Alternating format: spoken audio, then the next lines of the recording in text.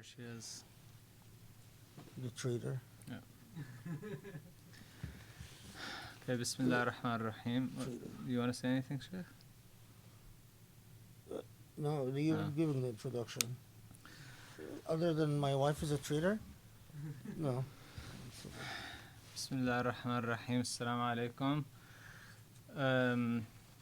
Sheikh is saying this about Grace because Grace is off taking care of her parents.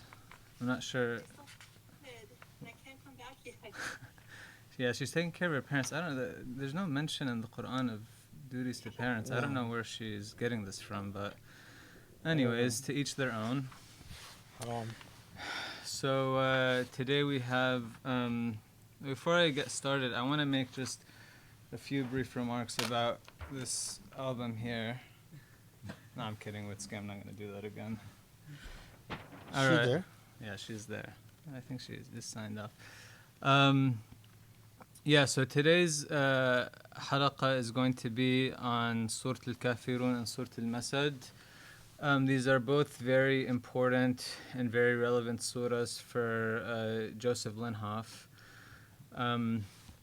Joe, if you don't know, Joe, we're doing a tafsir today, and that's when the Sheikh goes through line by line, commenting on the Quran, which is the revealed holy book of Islam. So the tafsir is an explanation of the Quran. Sometimes I have to remind Joe about these things because he, Anyways, alhamdulillah. But in all seriousness, people around here know me for my dry humor and my sharp intelligence and my humility. And so Joe is actually the editor of the Prophet's Pulpit. If you squint your eyes closely, you can notice his name there at the bottom, Joseph Linhoff. He insisted on having it on the cover. We don't know why, but he was pretty persistent, unlike other people who were happy to just keep their name in the acknowledgements. You might find my name in there.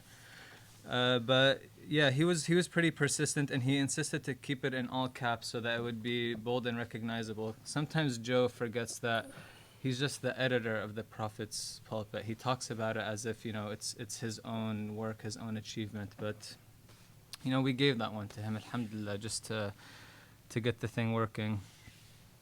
Another thing, I wanted to just clarify some comments. I think there's some confusion about some of the remarks that were mentioned in the khutbah about Mohammed bin Salman.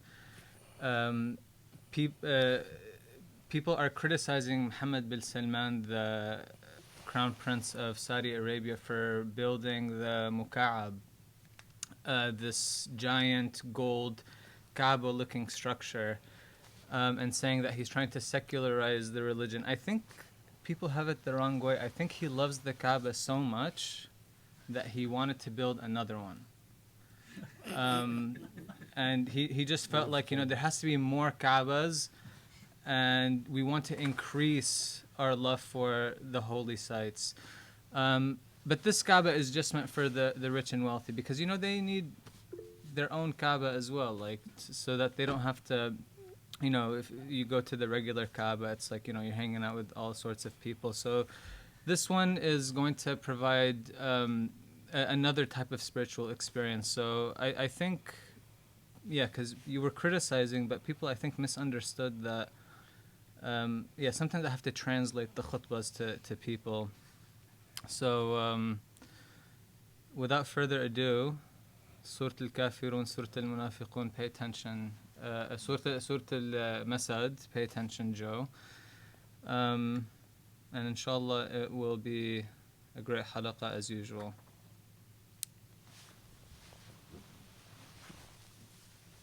Grace is clapping. Do you see why we need Grace to come back right away? Everything is falling apart.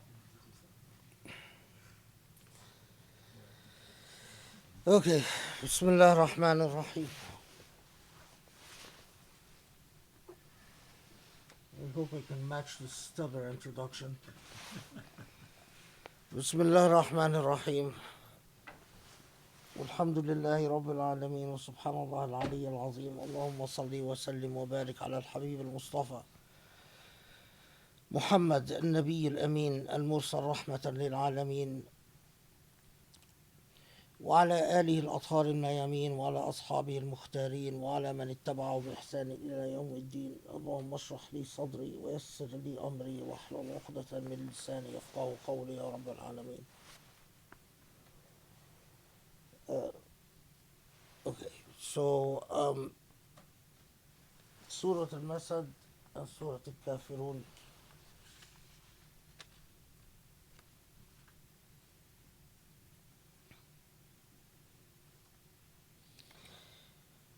Al Masad, without doubt, is one of the earliest surahs of the Quran in order.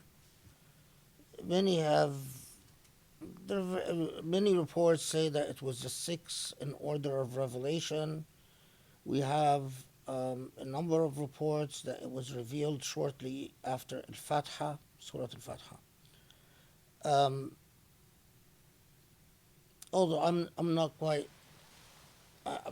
I don't find the evidence that it was the surah revealed right after Al-Fatiha particularly persuasive. But nevertheless, I mean, it's clearly one of the earliest revelations.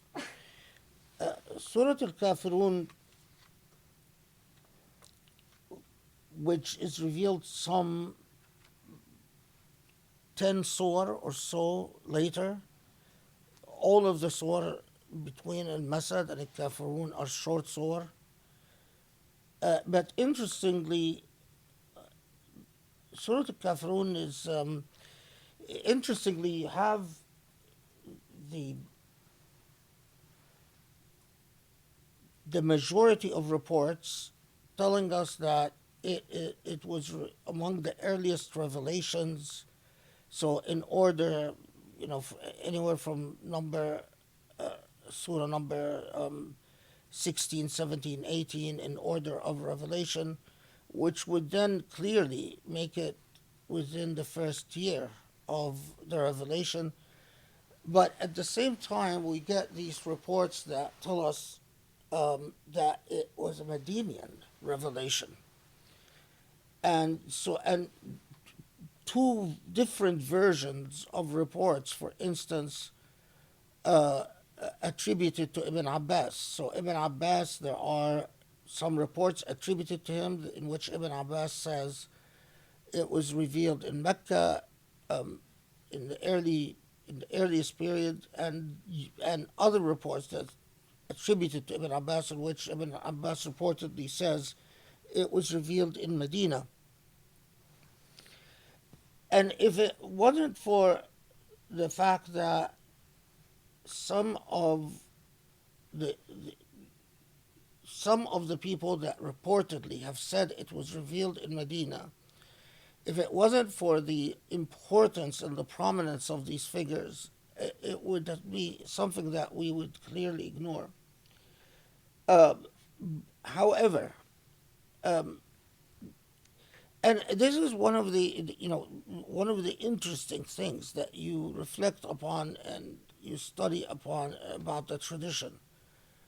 Why would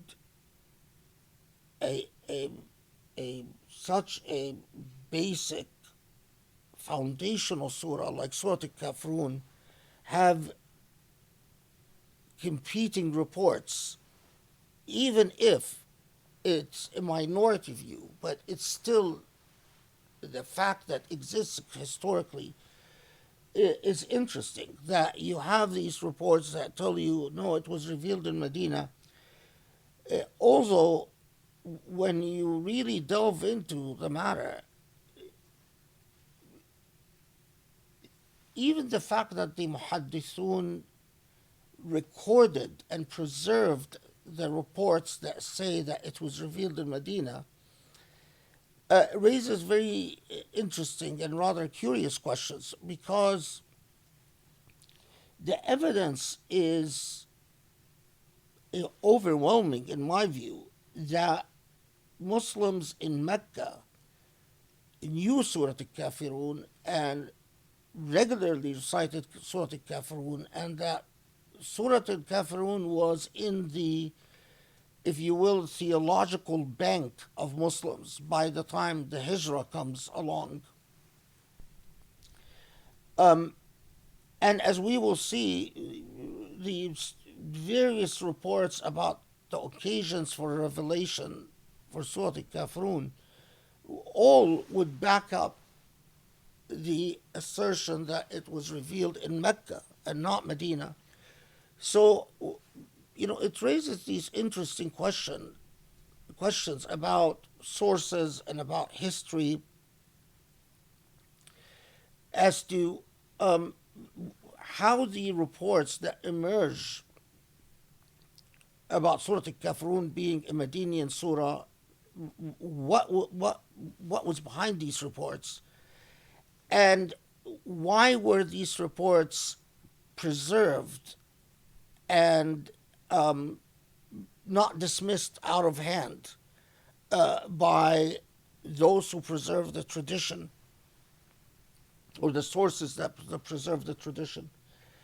And to be quite honest, I haven't come up with an answer to that, because Surah Al-Kafirun, you couldn't find. Often when you find these types of reports, you find some cause or some issue or some problem that created a vested interest in the claim that a Meccan surah would be claimed to have been a Medinian surah. But in the case of Surah Al-Kafirun, I couldn't identify if there is such a cause. I couldn't find it. So Allahu Alam, why we have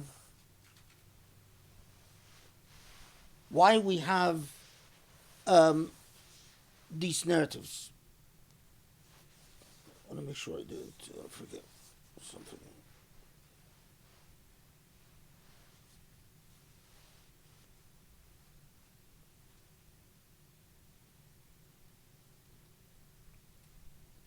Yeah. I mean, so just for the,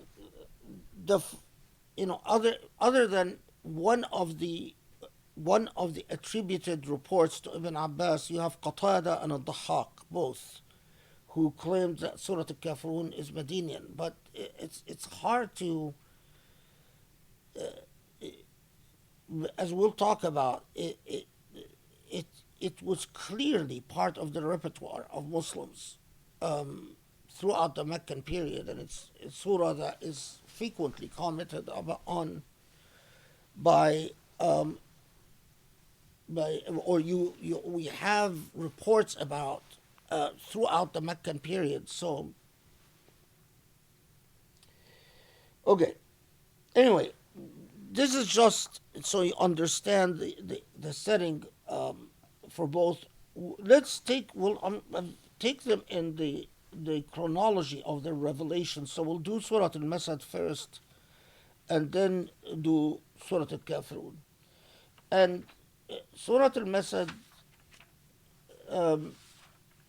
as we'll see, does raise more issues to discuss.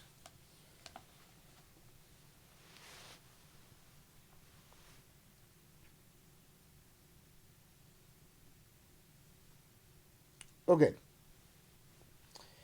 So تبت يدا أبي لهب وتب ما أغنى عنه ماله وما كسب سيصلى نارا ذات لهب وامرأته حمالة الحطب في جيدها حبل من مسد. For the sake of convenience, as we always do, we'll go with the text of the translation in Muhammad Asad. I lost my notes. Where is it?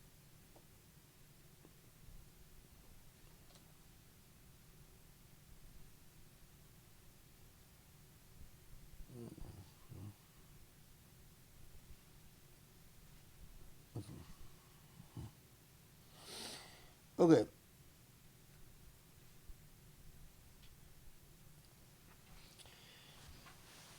Now, the Quran doesn't normally identify the opponents of Muhammad alayhi salatu wasalam by name. Um, and of course, this is here, it's really not their names, but their kunya, uh, um, how do you translate kunya?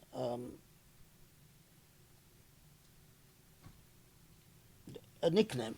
Yeah, I guess that would be like the nickname that they were given in their time.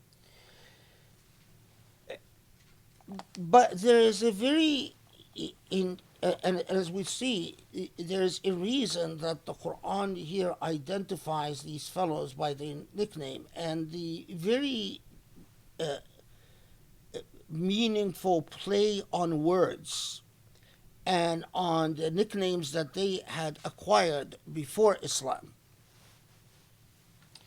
and how that is interrelated in in the occasions or the reasons for revelation. So we'll unpack this. So Tabbat Yada Abi Lahab, doomed are the hands of Muhammad as a translator, doomed are the hands of him of the glowing countenance, and doomed is he. What will his wealth avail him, and all that he has gained? In the life to come he shall have to endure a fiercely glowing, a fire fiercely glowing, together with his wife, that the carrier of evil tales, who bears around her neck a rope of twisted strands. Okay. So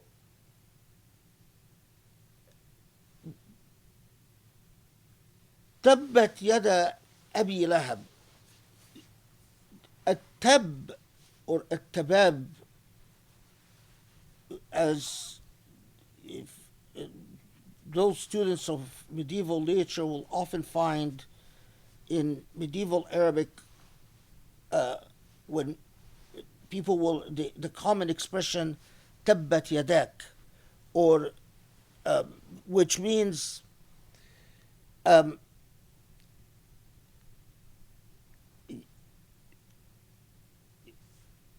it can be in the form of a prayer or a wish that may your hands fail. In other words, may you fail in your goals.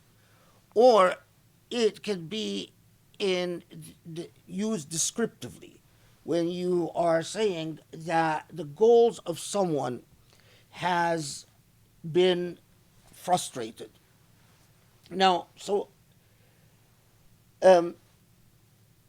the reports for revelation interlink with the language used in this situation in rather interesting ways. So the most famous of these reports is that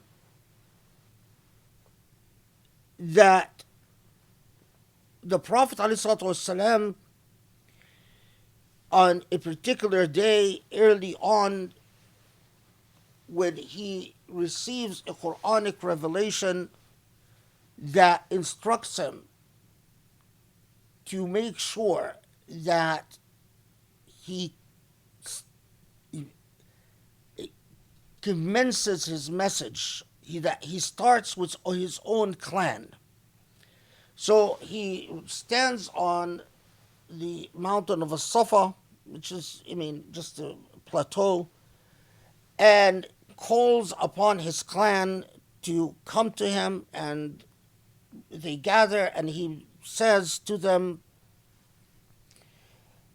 something to the effect of, my clan, my people, if I would tell you that there is an enemy that is about coming on its way to attack Mecca, would you believe me?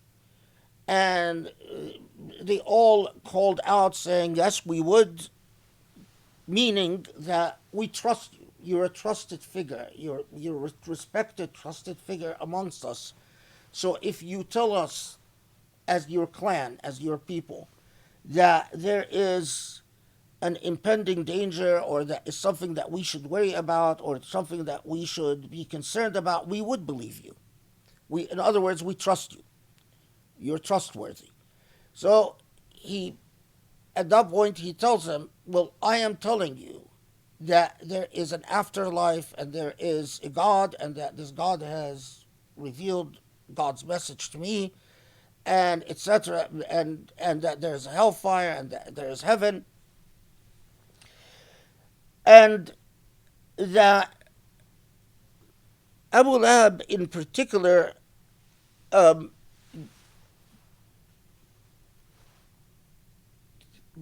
got combative.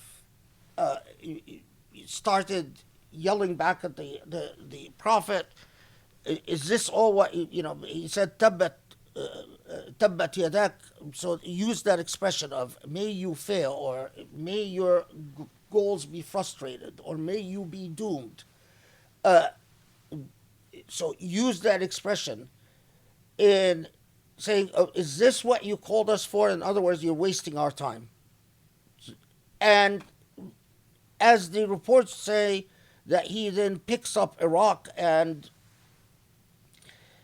attempts to stone the Prophet ﷺ, but according to the reports that he is unable to do so.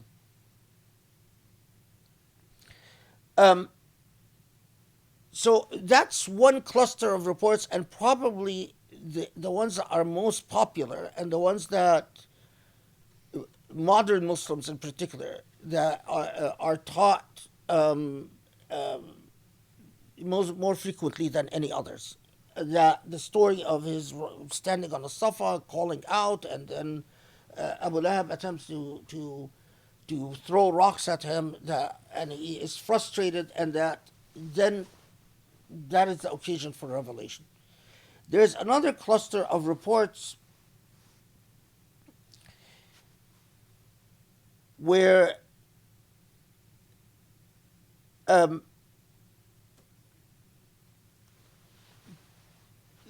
that tell us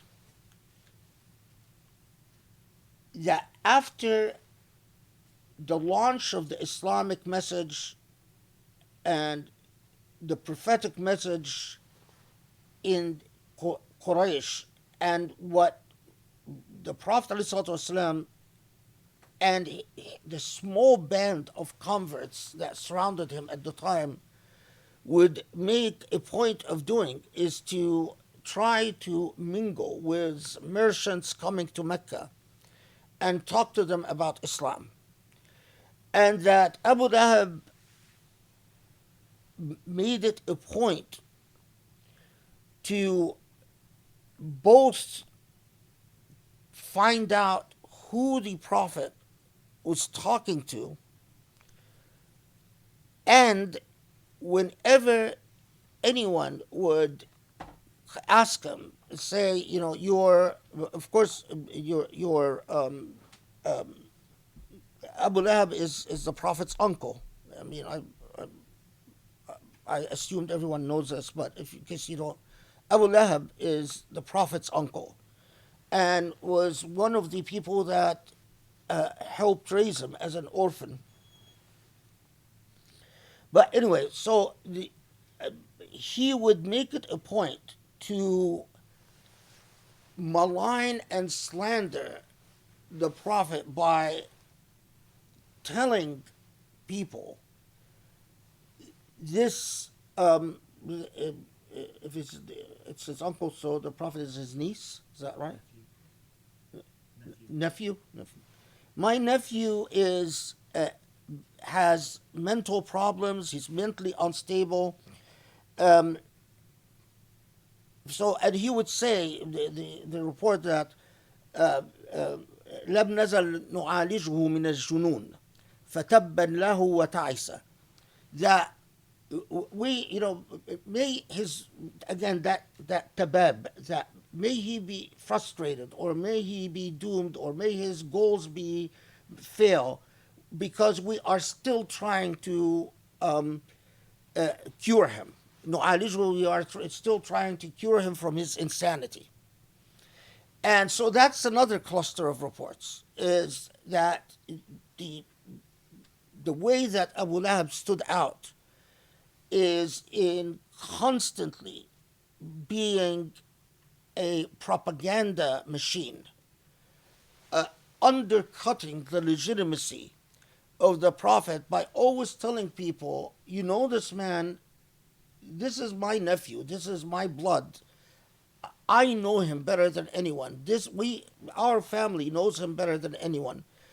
And we are telling you, as his family, that he is insane and that we are working hard to find a cure for him. So don't pay attention to anything he's told you, because the people most positioned to know his affairs are telling you this. He's mentally unstable. Mentally unstable. Okay. Then there is a third cluster of reports that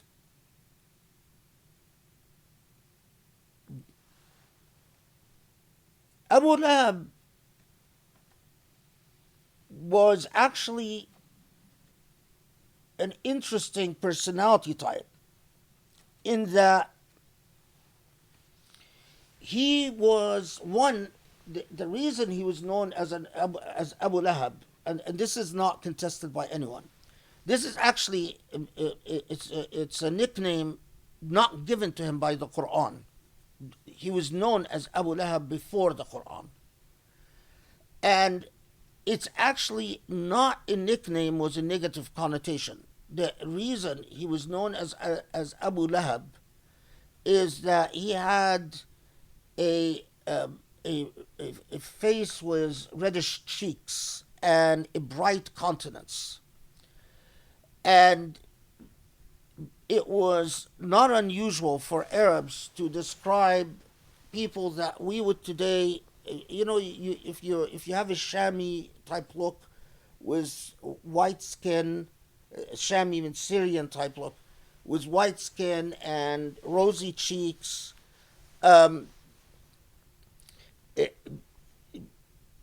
what Arabs would describe as a glowing face,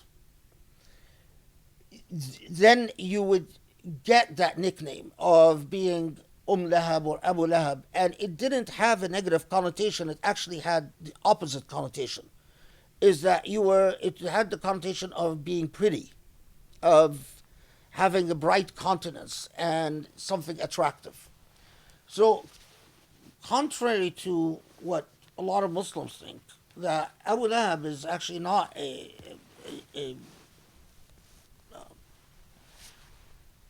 it's not a negative way of referring to someone. Anyway, but that was the nickname that he was given, and he was proud of.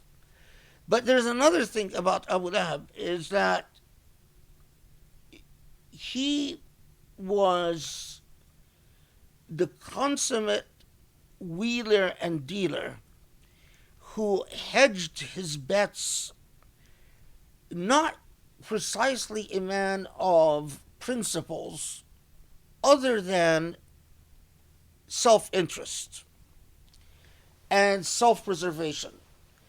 And so in the third cluster of reports, we are told that Abu Lahab went out of his way to actually be nice to the Prophet ﷺ, and that he would say,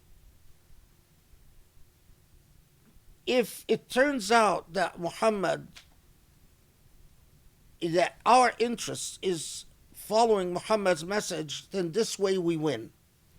And if it turns out that our interest is in Muhammad's defeat, this way we win. So he hedged his bets and was nice to Muhammad, at the same time supported those who called Muhammad a liar, etc., etc. So he goes to the Prophet ﷺ and he says to him, ماذا أعطى إن آمنت بك? What do I gain if I believe in you?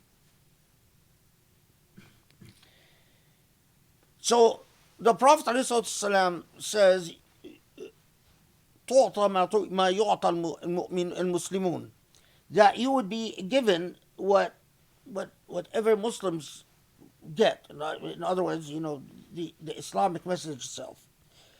And Abu Lahab says something quite says ما لي عليهم من فضل.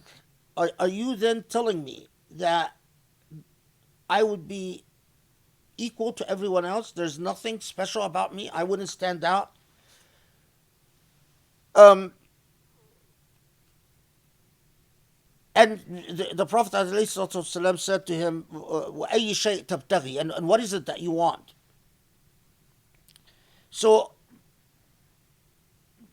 Abu Lahab gets the point that he's telling him that we don't have special treatment in this religion. And he says, again, in all three reports, is the use of tab or tabban that we see, but in different contexts. So the Abu Lahab then says, tabban لهذا الدين أن أكون أنا وهؤلاء سواء. That may tabban, again, tabban لهذا الدين, you could translate it as cursed may be this religion, or may this religion be confounded, or may this religion go to hell, or something like that. That in this religion that equates between me وهؤلاء and these people. Now, who are these people? These people that Abu Lahab was referring to was people other than the clan of the Prophet ﷺ, what the commoners of Mecca, the slaves and the former slaves of Mecca. So in these cluster of reports, we see a very different aspect of Abu Lahab's personality. He is the consummate egoist and utilitarian. After his self-interest, he hedges his bets. But the part where the part where he takes a stand and he simply could not stomach it is, which, as we've talked about in repeated surahs, is the claim of equality that Islam comes with, that I and the riffraff of society be treated as equals, that there's nothing that distinguishes us. And here, so it turns out that Abu Lahab does have principles, but they are amoral principles. They are not ethical principles. They are principles that, again, anchored in self-interest. Now, so sadly, you discover that in modern Muslims,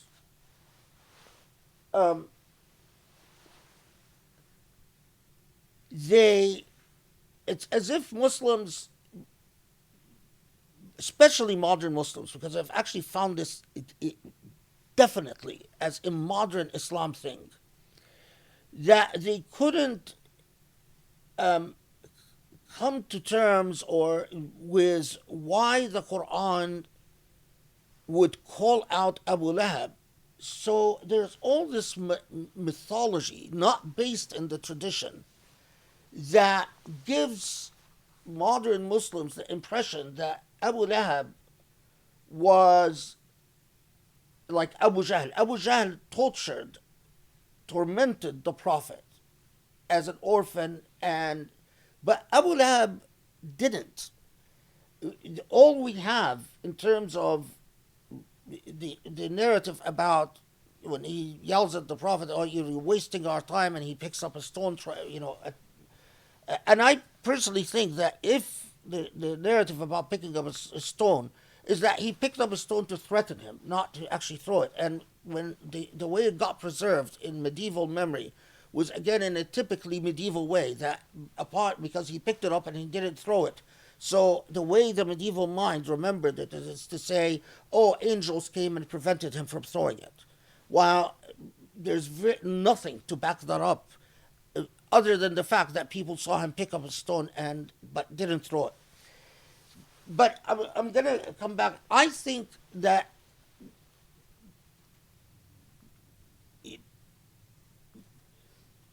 for many different reasons,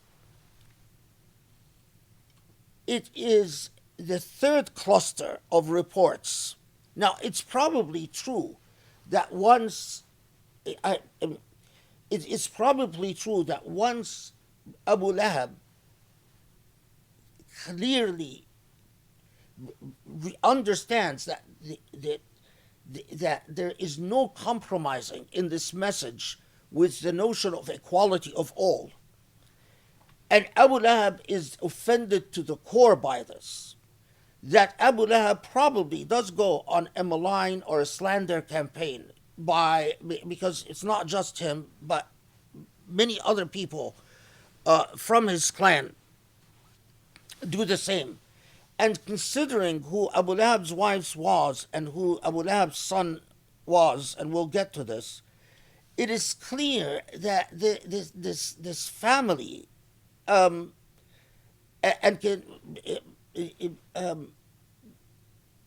was the sort of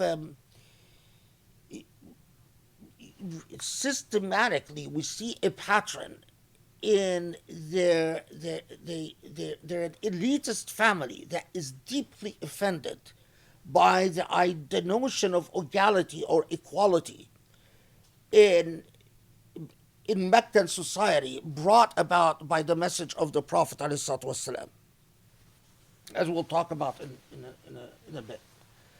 But did it happen that the Prophet ﷺ went and stood on a Safa and called his clan and told them what he told them, and Abu Lahab said you're wasting our time and picked up a stone, considering that stoning or the attempt to stone was a well-known form of condemnation.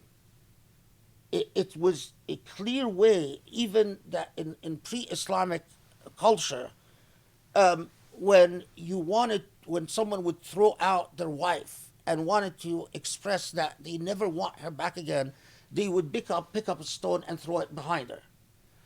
When in pre-Islamic culture, when you had a guest who you considered evil and you never wanted superstition and you never wanted this guest to come back again, you surreptitiously pick up a little stone and toss it after the guest has left, and in the belief that doing so will prevent the guest from returning. So there's nothing about picking up a stone and making the motion of throwing it that would be surprising or unbelievable or even an exaggeration. But what is the core issue with Abu Lahab?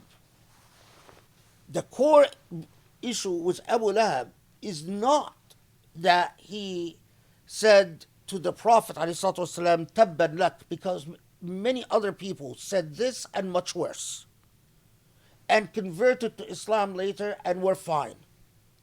It is not that he slandered the Prophet, because many other people slandered the Prophet spoke against him, called him insane, called him a magician, called him, a million different things. And again, did this and much worse, and later on became Muslims, and it's non-issue.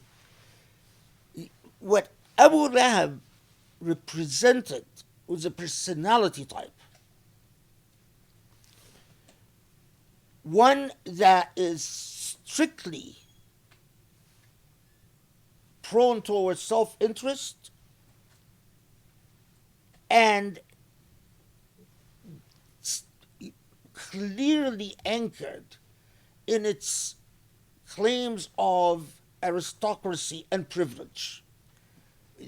Not even, I mean, he was wealthy, and that's another thing, is that, now, this is why you find this synchronicity in the surah, is the reference to Abu Lahab's mal, ما أغنى عنه ماله وما كسب, is that Abu Lahab would consistently say that those with cannot possibly be equal to those who are without.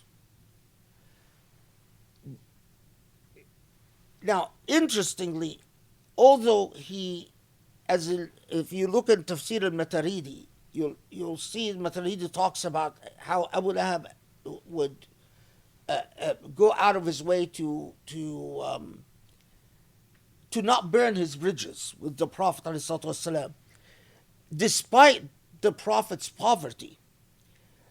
But he would say that, well, his poverty is not fatal on account of him being from Banu Hashim. That because he has the right blood, then his poverty is not fatal. But everyone else, the standard for your worth and your value was precisely the issue of the money. I by inheritance, because he did inherit a lot of money, and by whatever his trade, I am privileged and among those, the wealthy of Mecca, and a religion that tells me that my wealth doesn't entitle me to any special privileges or any special status, is where I draw the line. So Abu Lahab is a prototype. Look, put the pieces together. A wealthy man, a man that Arabs considered good looking, and in fact, the type of looks that would earn him this it's a cool thing to be called Abu Lahab. It's like being called hot in our day and age. It's like not just being called hot, it's like the father of hotness. You are so hot, you're the father of hotness. And so he's hot, he's wealthy, he's privileged, and he's a smooth talker. He doesn't burn his bridges. So this is sort of, he's slimy and sleazy. He fixes his bets, and he hedges his bets with everyone, and he reminds me of a lot of people I've met in L.A. Tons of people I met in L.A. And that prototype is what the Quran is alerting you to. So when it says "Tabbat yada Abi Lahab wa tab," so ultimately, now here's another thing, which is something out of a Quran miracle, is that Abu Lahab, when this Quran heard this revelation, And the Quran is basically saying, God sees through you. You know, may all the expressions of tabab, all the expressions of when you say, tabban li hadha deen, may this religion fail, may this prophet fail, may whatever, it is you who is going to fail. It's not the religion, it's not the prophet, it's you who's going to fail. And your money is worth nothing. Now, why do I say it's something of a miracle? Because it was so early in the Islamic revelation that all Abu Lahab needed to do to prove that the Quran is false is to convert to Islam. And the entire revelation would have been thrown into crisis if Abu Lahab would have simply said, okay, fine, then I'm a Muslim, and took the Shahada. But as numerous commentators have noted, that there's a prediction, not just a condemnation of a prototype, but a prediction in this surah that both Abu Lahab and his wife will die stubborn and unaccepting. In other words, that will die without embracing Islam.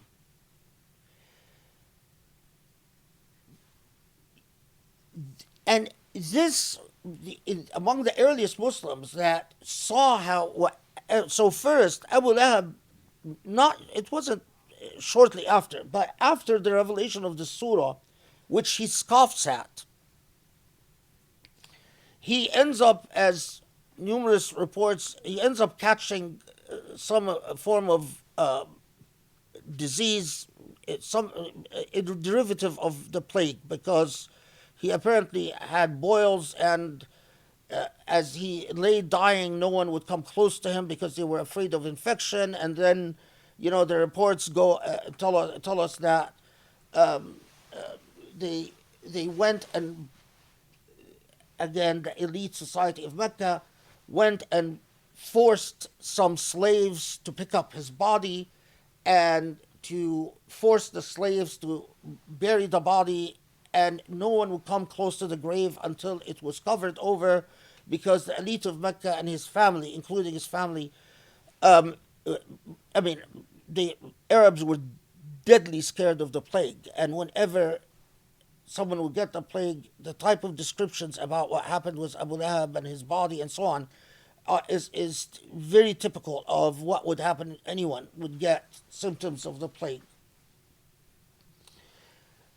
But there was a period of time, different reports differ. Some say 6 months, some say a year, some say 2 years, some say even as much as 4 years after the revelation of the surah, in which Abu Lahab could have given the lie to the surah by simply converting to Islam.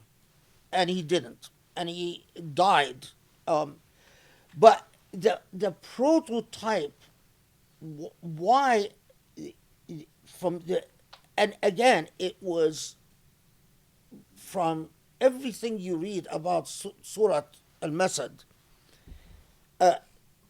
We didn't get to the wife yet, but we will in a second. That the earliest Muslims understood Abu Lahab, his name,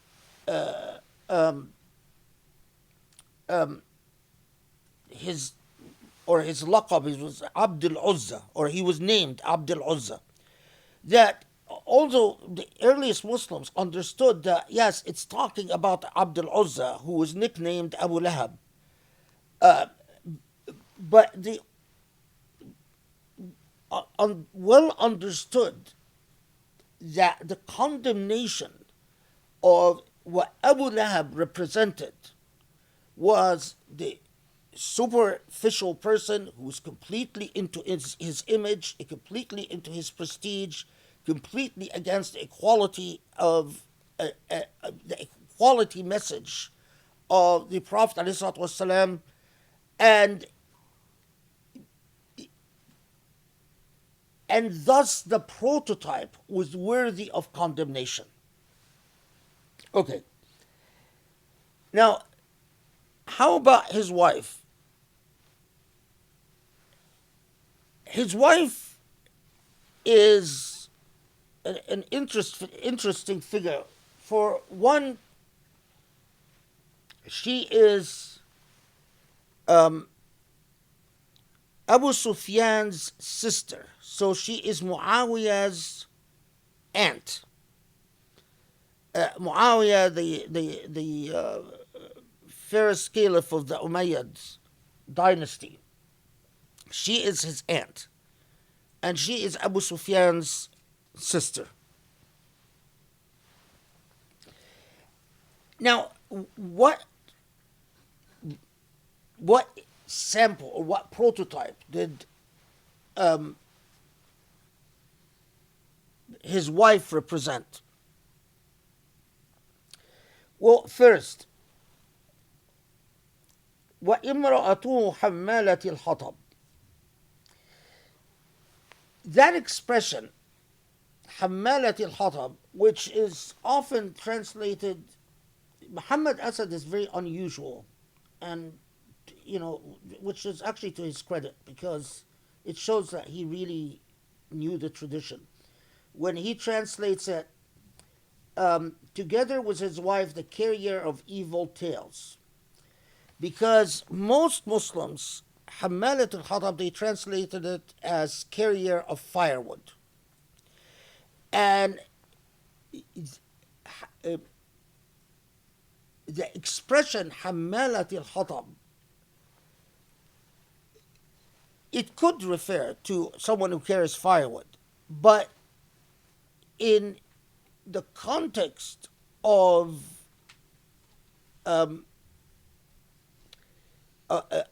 pre-Islamic Arabic, it was far more likely to be referring to a different thing, and a person who is gossipy, who goes around entertaining themselves by talking about people and enjoying, especially being, passionate or excited about speaking evil of people, or speaking down about people, or repeating negative stories about people, was referred to in Arabic poetry and in Arabic usage as iham al-hatab, and sometimes would even be described as a hattab. So a hattab could refer to a woodsman, someone who chops down trees. But in the desert, the profession of a hattab rarely existed. Someone who chops down trees. What trees are you going to be chopping down? And palm trees were too valuable for anyone to be chopping down. Hattab often referred to a carrier of tales.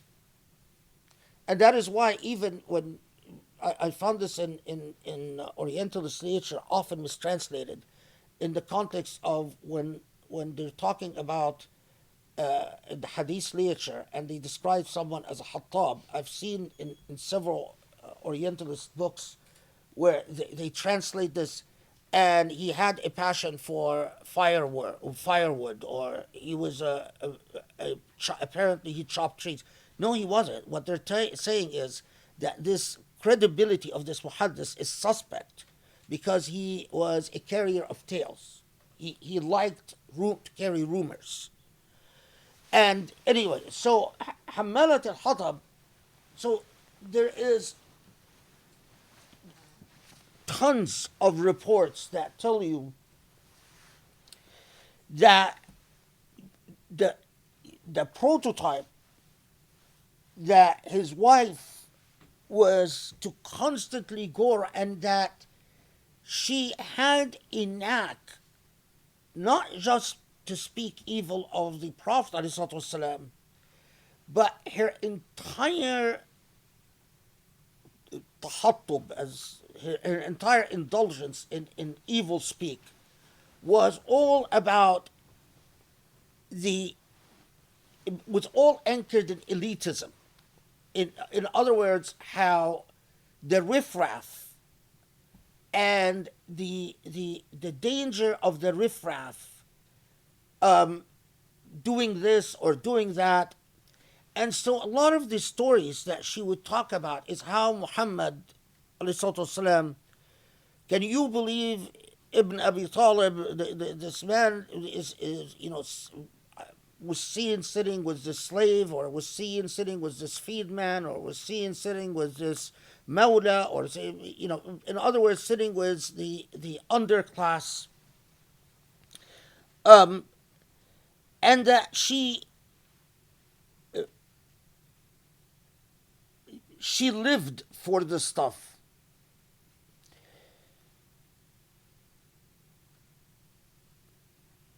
Okay, now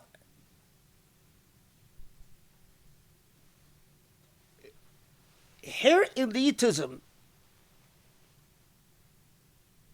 once it became, because first there is a period of time where she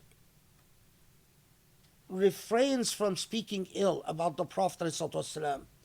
But once it becomes clear, and I think you can put the pieces of the puzzle together, that once it becomes clear to her and her husband that this is a message that rejects privilege and is an egalitarian message, that it is clear that her and her husband reach a point where they turn the page and it becomes clear that, okay, we're going to oppose this.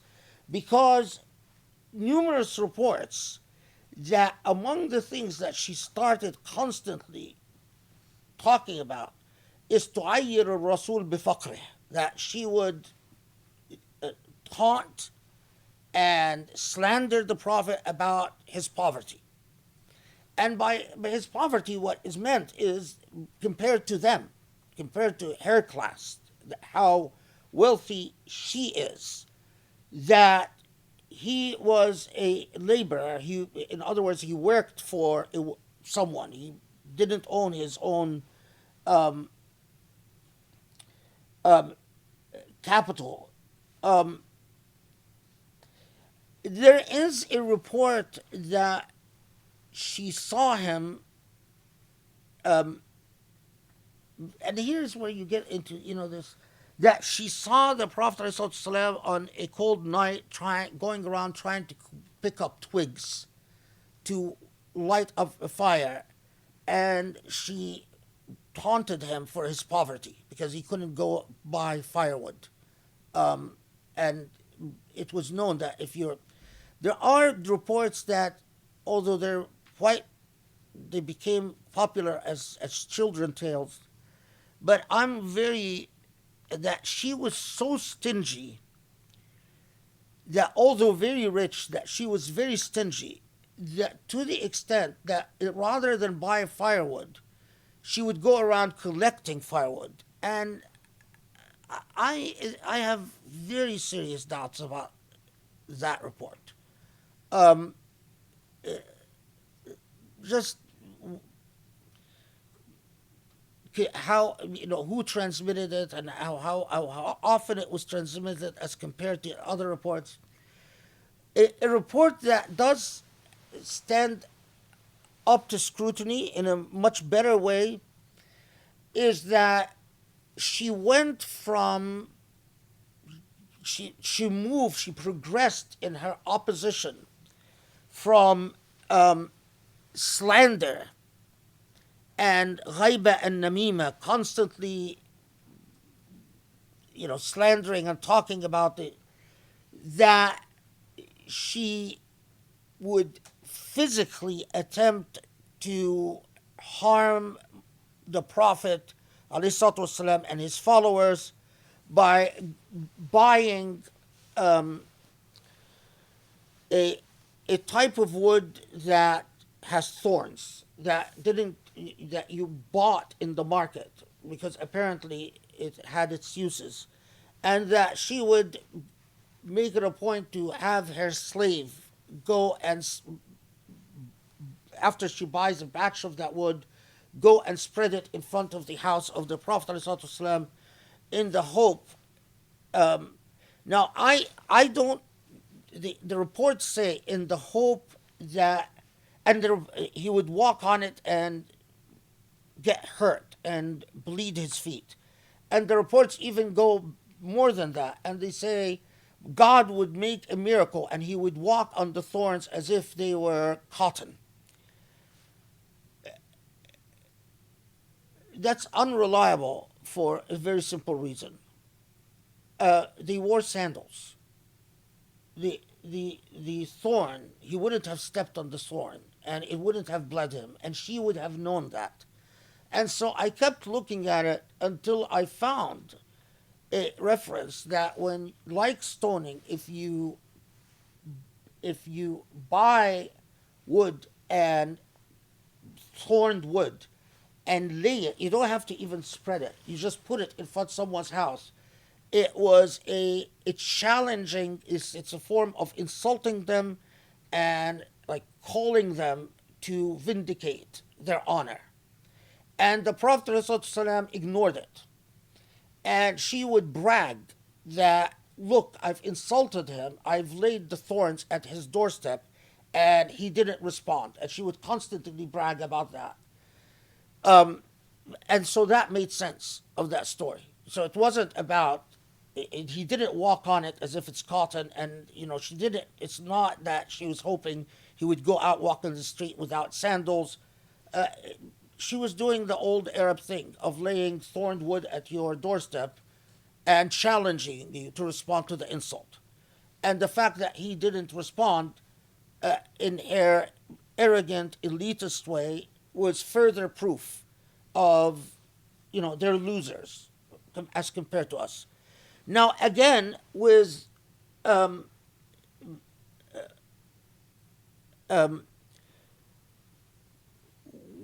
her, that she lives shortly, a bit longer than Abu Lahab, but again, she dies shortly after he dies. But at any point, her converting to Islam would have, and again, one of the things that gave, you find these reports which say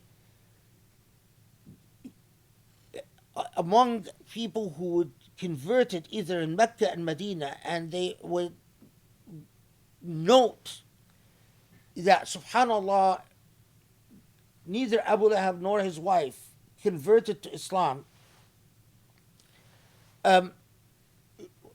which again is like other parts where the Quran predicts events, is an indication of the divinity of this book. But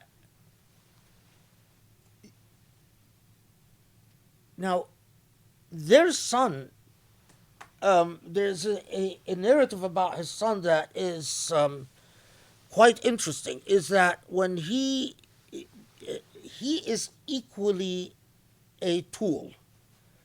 He is equally arrogant about his status, equally arrogant about his wealth, and as if he takes a cue from his parents, he is vehemently opposed to the Islamic message, particularly because of the way that it is empowering slaves and this whole notion of egalitarianism, which he repeatedly mocks. And he announces, he says that Muhammad is raising by saying that we and the riffraff are equal. Muhammad is saying such absurdity that, by God, if I see him, I will spit in his face. And as the reports go, their son makes it a point to confront the Prophet ﷺ, where he in fact spits in his face and says some very insulting things. And he is later, now, most reports say that he is killed by a lion in one of his, and back then there were lions in the Sham area. That one in one of his business trips to Sham, that he's attacked by a lion as he's sleeping. There is a very widely circulated narrative that when he spat in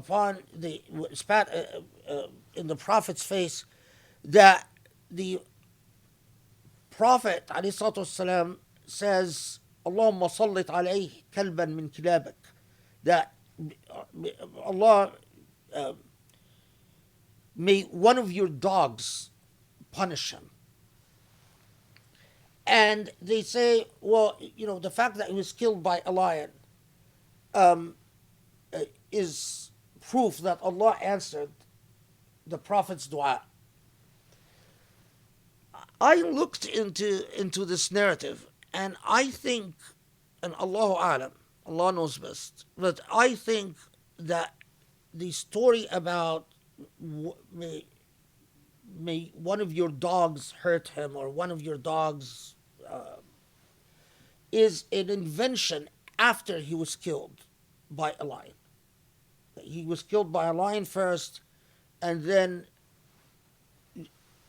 there, the orientation that is always wanted to attribute to the Prophet ﷺ the miraculous, that this happened because of it.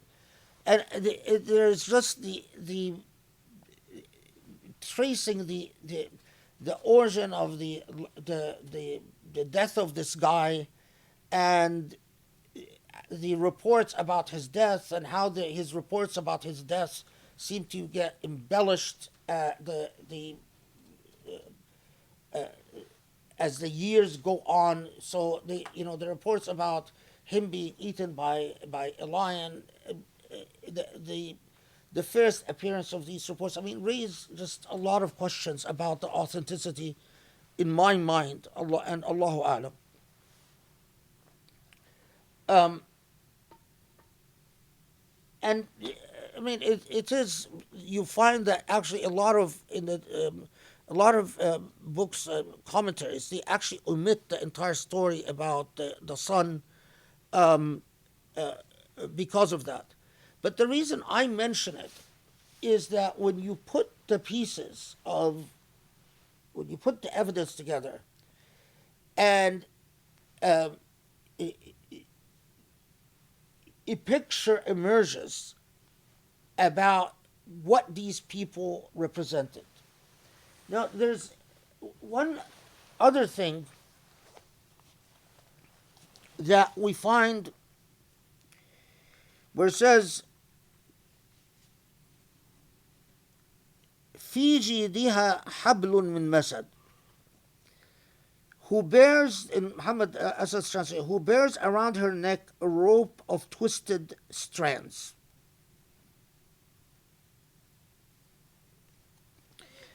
Now, why of twisted strands? Well, some reports tell you that, in fact, that she wore a colorful, a type of necklace made of twisted strands.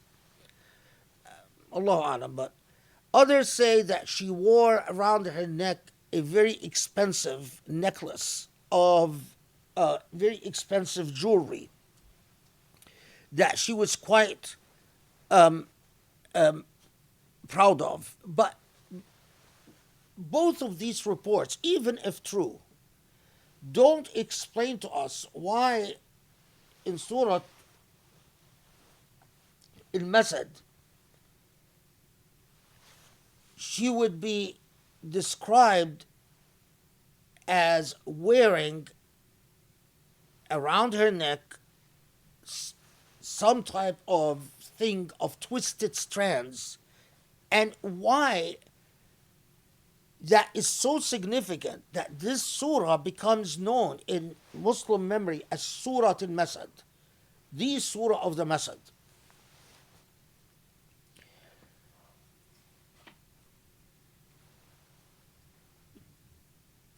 As noted by a number of tafsir, that the twisted strands has an idiomatic significance. As in the Quran says, when it describes how every human being will be held to account for their deeds and their deeds only. It says, وَأَلْزَمْنَاهُ طَائِرَهُ فِي عُنُقِهِ, that their deeds will be as if hanging, or their legacy will be as if hanging around their neck. The twisted strands here represent, as and this is something that was pointed out by a number of Muslims contemporaneous with Surah Al Masad, that it represents the legacy of the twisted tales that she wove in talking about people. It's as if when you go around with namima and ghaiba, and you are constantly chattering about this person's fault and this person's fault and this person's fault, and how your majesty is somehow immune from all these faults. And but I see it as even deeper than that, because it's not just her legacy, it is also her husband's legacy.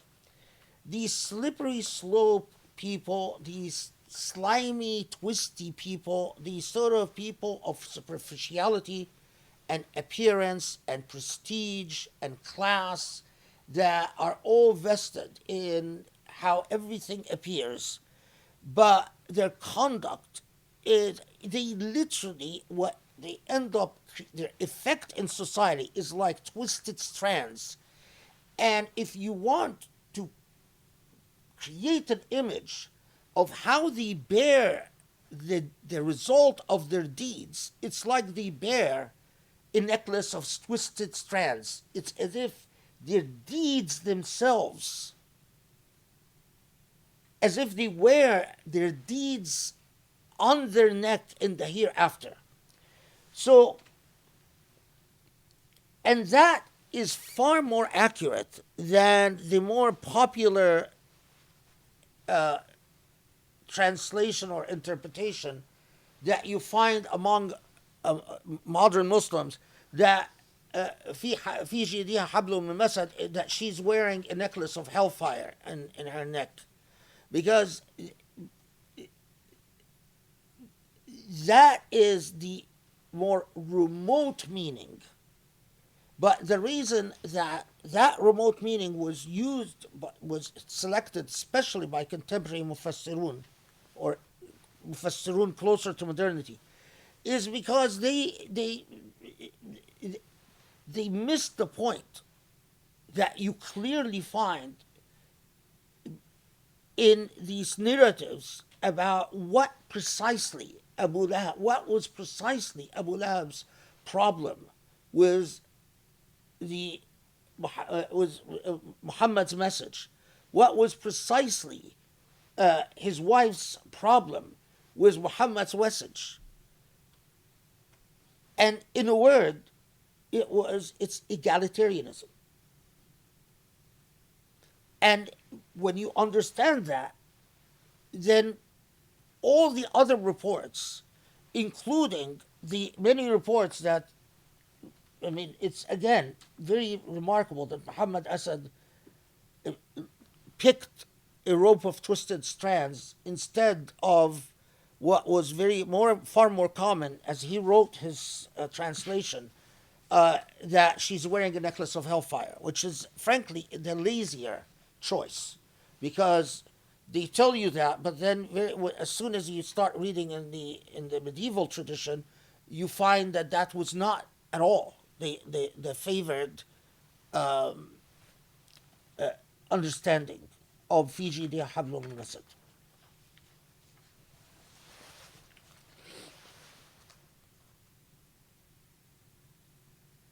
Okay, so Muhammad says it alludes to the woman's twisted, warped nature. Yeah, as well as to the spiritual truth that every human being's destiny is tied to his neck, which is, but I would just say that it alludes to the warped and twisted nature of what this couple, the prototype of what this couple represented. Okay, so that's Surah Al Masad. What did I do? Let me see, just make sure.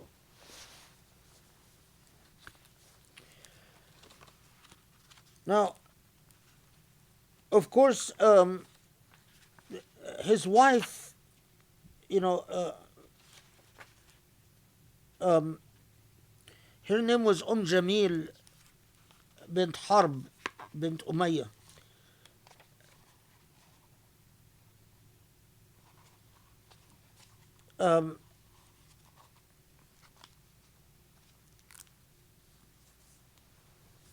Do you want to say anything else about Surah Al Masad? No? Okay. So, okay, let's move on to قُلْ يَا أَيُّهَا الْكَافِرُونَ.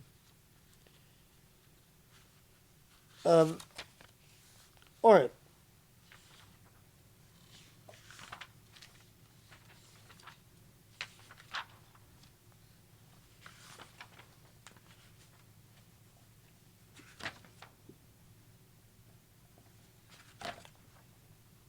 Now, قُلْ يَا أَيُّهَا الْكَافِرُونَ is again one of these surah where you get the many reports that tell you, the typically medieval way of trying to express value, that it is worth 1/4 of the Quran, it is worth 1/3 of the Quran, it is worth 1/2 of the Quran, all of it. Again, it's basically a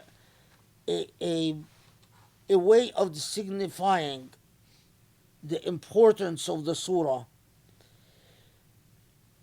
And that is, again, part of the reason that, considering how foundational Surah Al Kafirun is, it is very hard to imagine that it was in fact revealed in Medina. I definitely, I think most certainly it was revealed not just in Mecca, but early on in Mecca. And it is important, again, to understand it within its performative role, within the role that it performs, and then we get a sense of its significance and its meaning.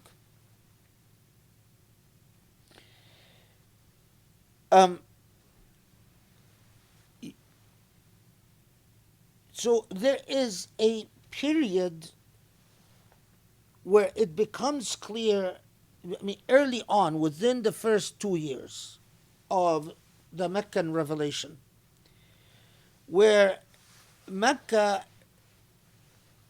has repeatedly appealed to the Prophet's uncle, uh, Abdul Muttalib, has repeatedly tried to bring family pressure to bear and repeatedly failed.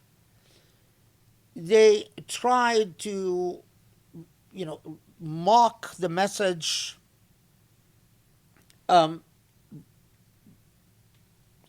spread rumors about Muhammad's mental stability, uh, with try to pretend that this is a marginal thing and no one is not gonna, it's, no one cares about what Muhammad is preaching. But it also, it's quite clear that Muhammad is not dropping it, that in fact it is becoming a, a, a it is spreading, and it's especially spreading among the weaker classes, and that it is incrementally creating an air of its airs of defiance among the dispossessed and the weak, and like slaves and former slaves and so on. And that is proving to be an irritant. I mean, it's clear within the first couple of years, I don't think they imagined, we haven't gotten to the point where they say we've got to kill him. But they are at a point where it is clearly becoming an irritant. There are constant complaints about the attitudes of, and Mecca is getting more and more vicious about punishing slaves and people that they could punish for believing Muhammad's creed. So this period, there is a consistent attempt to,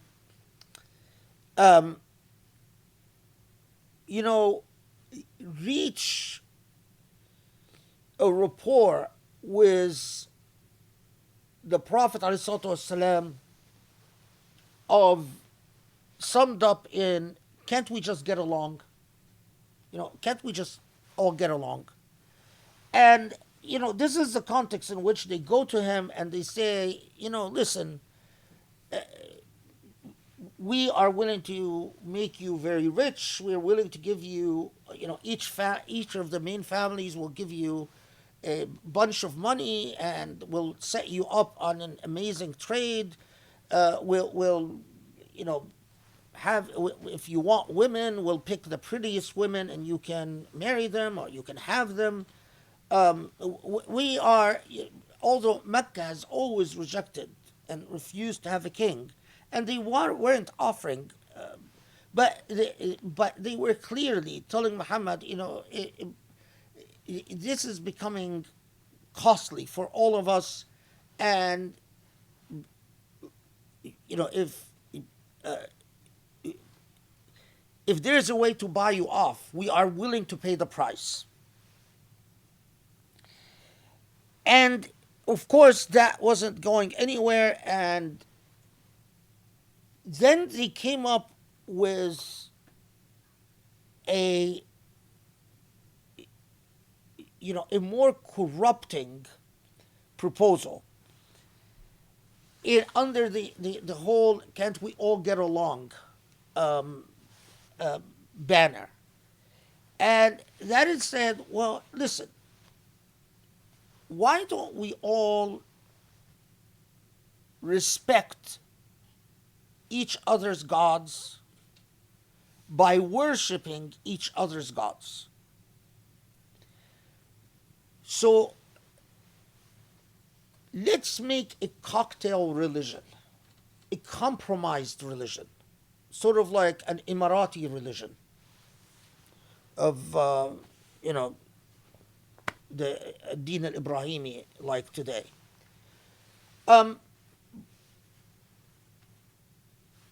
they're different in the traditions. You find what different versions. One that says that he told him, 1 year we worship your God, and another year you worship our gods. Another version of this is that we just open in sort of a free flowing fashion. We will add Allah to our list of worshipped gods, and you add our deities to your list of worship gods, and ultimately you we will encourage Arabs to worship your God as they worship our gods, and it all flows, it all goes, anything goes. It's sort of the quintessential.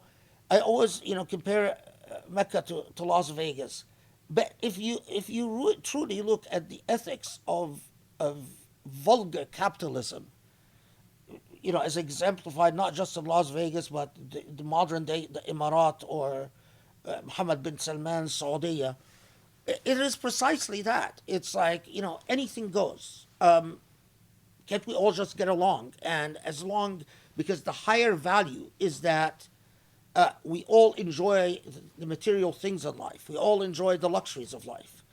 And who believes what? Who cares? And that is the approach precisely that they come with.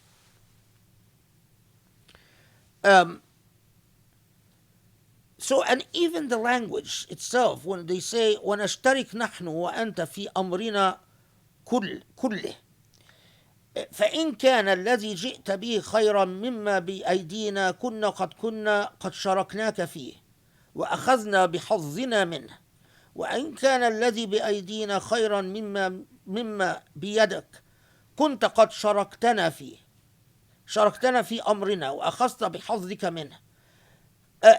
So what they're telling him, let's work out a deal where we reach a middle point. And if it turns out that what you're preaching is better than ours, then we've all benefited. And if what we're preaching is better than yours, then you've all benefited. We can all get along. We can all benefit.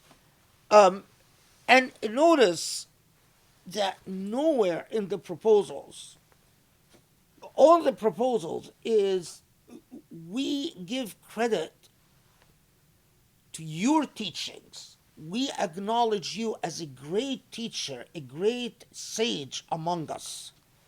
But none of it was directed to, and we will treat the disempowered or the poor or as equal to us. That never enters into the discussion. Now, the traditions tell you something that I don't accept, and many other tafsir, particularly the Shia tafsir, don't accept, is that the Prophet tells them, well, I'll answer you, let me see what God tells me and I'll answer you. That is an impossibility. What? Let me see and I'll answer you. I mean, they meant by this is that he's waiting to get revelation from God. That is, again, medieval dramatics in telling a tale. I will answer you, and then God comes to the rescue. That's medieval dramatics. You do find, and these are the traditions that you find, particularly in Shia tafsir, but not just Shia, because it's in Tafsir al-Mataridi as well, is that he tells them on the spot, it is not up to me. I am not free to accept such a compromise. And Surah Al Kafirun then is revealed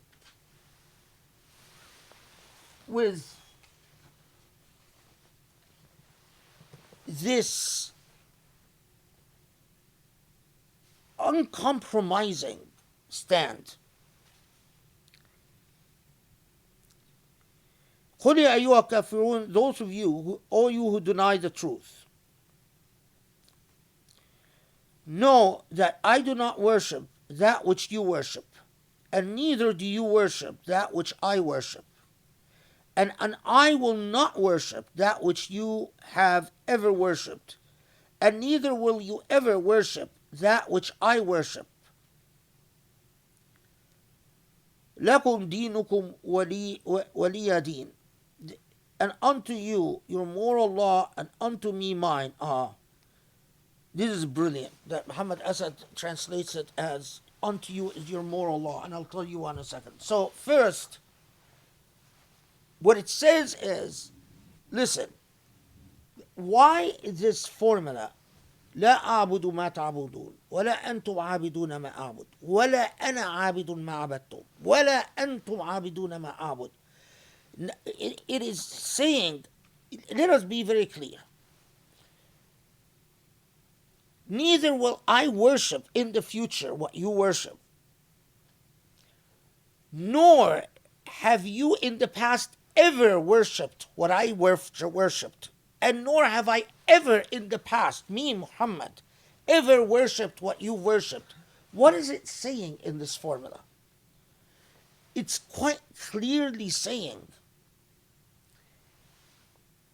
moral path makes a difference.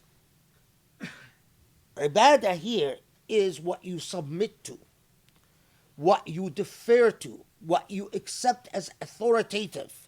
So it is saying, listen, from the very beginning, this man, Muhammad, ﷺ, never followed the moral path that you followed. The fact that he was not born a Muslim, in Islam, because you missed the point. He was always a man of a different moral path than yours.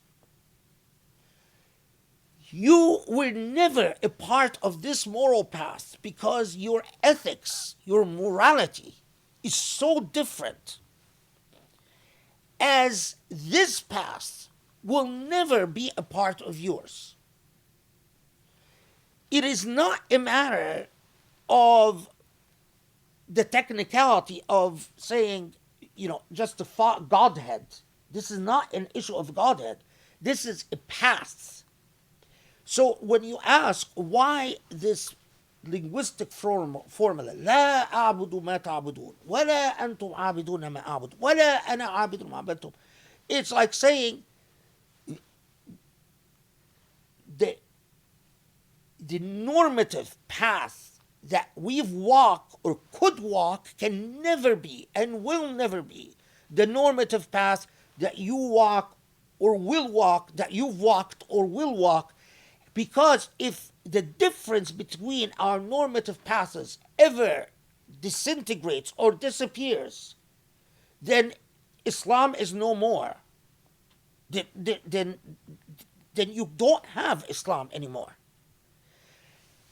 And here, لَكُمْ دِينُكُمْ وَلِيَ دِينٍ, as especially scholars of Kalam noted, and Mufassirun like Al-Razi, because Al-Razi had studied logic and has studied Greek philosophy and was a master of it, was that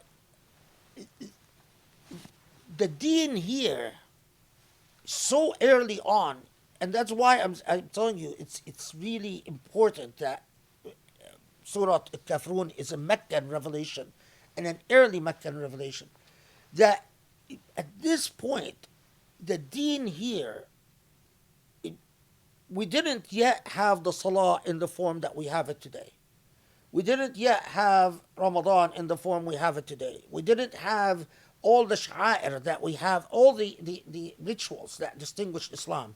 But what distinguished Islam at this point was a belief in one and only God and in morality, a moral path, that you are not free to invent your system, your sense of right and wrong, depending on whatever serves your best interest and whatever makes your class or your tribe or your family happy or your clan happy.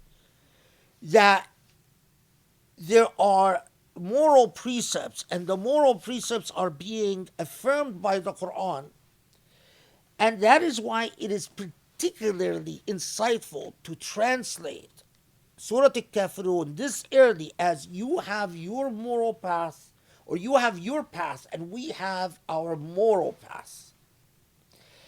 Now, let me just and finally point out quickly that would say, notice, it says, قُلْ يَا أَيُّهَا الكَّافِرُونَ لَا أَعْبُدُ مَا تَعْبُدُونَ. It didn't say لا أعبد من عبدتم, who you worship. ما تعبدون, what you worship. You don't worship what I worship, and what I don't worship what you worship. The significance of this, it's not just talking about a deity. It is talking about a path. And that's why you use ma and not men. The other thing is, when it says لَكُمْ دِينُكُمُ وَلِيَ دِينَ, and it didn't, we don't say, dini was a kasra, not with a ya. That you have your path that you invent as you go along. But I have a path that it is, where that path comes from is not from my mere ego. It is an objective path. And so it is that you can't say dini with a ya. You have to say dini with a kasra. Meaning, because here it is not something that I own. While your path is something that you've invented per your whim, your hawa. And that is Surah Al Kafirun. Walhamdulillahi Rabbil Alameen. It's probably Maghrib now, right? 2 minutes. Oh, it's not Maghrib yet? 1 minute, actually. 1 minute. Oh, mashallah. Right on time. You want to take a couple minutes break to break fast and pray before? Yeah. Yeah. Although, Grace is not here, so I'm not in the mood to do a Q&A. All right. Close. What about Grace will want to know the story behind this one. Well, then she has to come here if she wants to know the story behind. Good point. You can't just go and expect you're not going to lose anything. Don't obstruct people from important knowledge. It's a sin.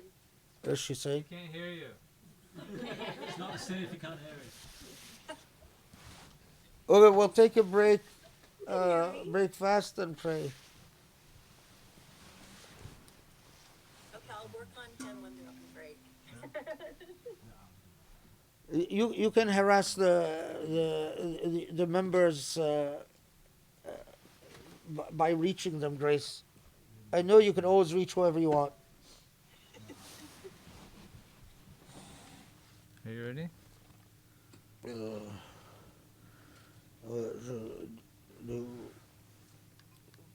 Do we let Grace ask her favorite question? Yeah, let's do the grace question.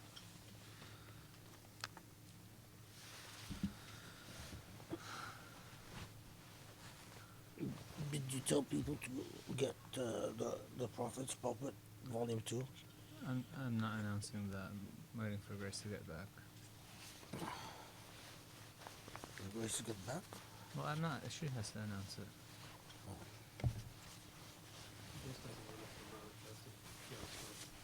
What's that? You just don't want to promote Joe's book. Yeah, I know that's also part of it. Like, hold on, he's already struggling with ego issues, and now he believes that he's the father of hotness.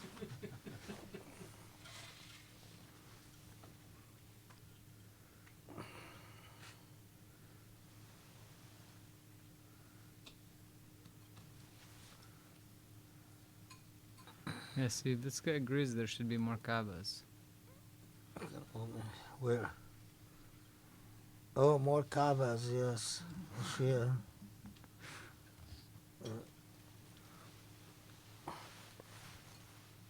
Should let's go for it. The Kaaba in every backyard.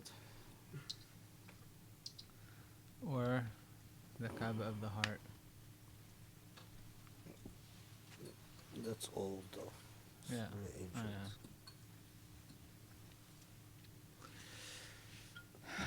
know. Okay. You want to just answer Grace's, or take a question before she She's not gets here. back?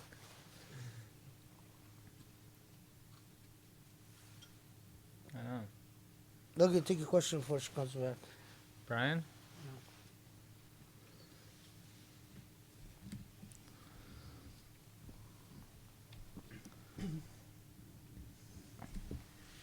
Now I get to annoy you with my questions in person, so I'm good. So I had a question about Surah Al Kafirun. You mentioned in the kind of in the backstory of it that the kuffar were willing to bring Allah into kind of their list of gods, and just wondering why. I guess the surah wouldn't be called Al Mushrikun, and why it would be called Ya Ayyuha Al Kafirun. Yeah, that's a good question.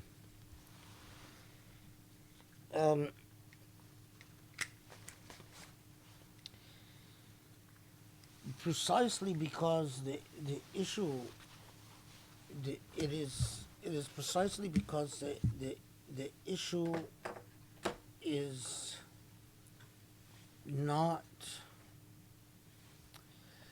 it's not the deity, it is the methodology. It is one of a philosophy of how does one, or a philosophy of normativities of what counts as a value, rather than the idea of you worship our gods and we worship your god is blatantly absurd. I mean, no one, I think, took seriously the idea that these guys were going to. What does it mean to say we're going to worship Allah, but we reject the morality and the values that, and Allah was not really the issue for Mecca, because Mecca was all along aware of Allah from the Abrahamic tradition. They worshipped or appealed to a set of deities as intermediaries between themselves and Allah. And what was more critical to the entire dichotomy between systems of beliefs is that they were very much interceded or believed in praying to those who are intermediaries or as intercession, all for earthly bound reasons. They didn't believe in a hereafter. And so whether they were going to, add a list of gods, that was sort of a nonsensical proposal. The real issue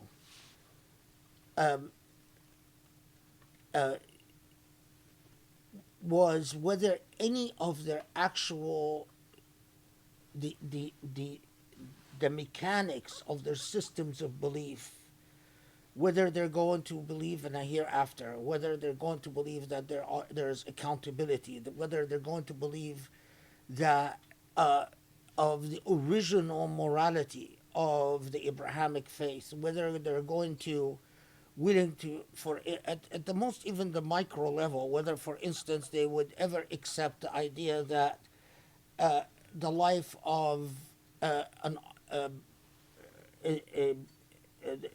the life of a nobility is equal to a life of a commoner, whether they would modify their belief in their system of feuds, or whether they even would modify their belief that their children are functional beings for attainments of earthly advantages, that they're free to do with their children as they please. Their children are there to bring honor to them, to bring wealth to them, and if they don't, they're even considered that they're free to dispose of their children. They're free to kill kill their children if they wish. So the issues of disparity with numerous moral clashing points, and what their proposal amounted to, if you get beyond all the fluff, what their proposal amounted to is, we will give lip service to you, Muhammad. We already recognize Allah. I mean, there was going to be no modification here. But we are going to give lip service to your role as a teacher, as a sage, but as long as you put all the things that make the moral difference between you and us to the side. So as long as you empty Islam of its moral power. And so that is precisely why there was no material difference between this and when they were telling him, we'll give you all the money you want, and we'll give you all the prettiest women that you want. Because when all is said and done, it was really a proposal: we'll elevate your status in society, not your followers, but not anyone but you. But we are going to elevate your status, but our system of morality will remain intact. And this is precisely why when Allah comes and talks and says, Ayyuhal Kafirun, that it is the problem is not that you associate partners with God. The problem is that your moral philosophy, if you will, is thoroughly at odds with ours. The moral philosophy of kufr if there's someone who could be a Muslim and have the moral philosophy of kafir. It is entirely possible. And there are couple things. One is that the Quran comes, and from this point on, it tells them this is a moral order of difference, and there is no room to compromise.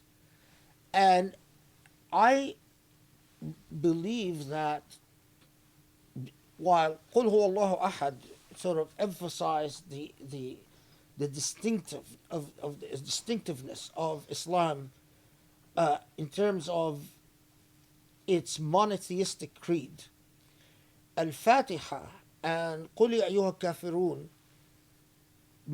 made it clear that Islam is on a moral level on a clashing course with Mecca. And we do note that after the third year Hijrah, the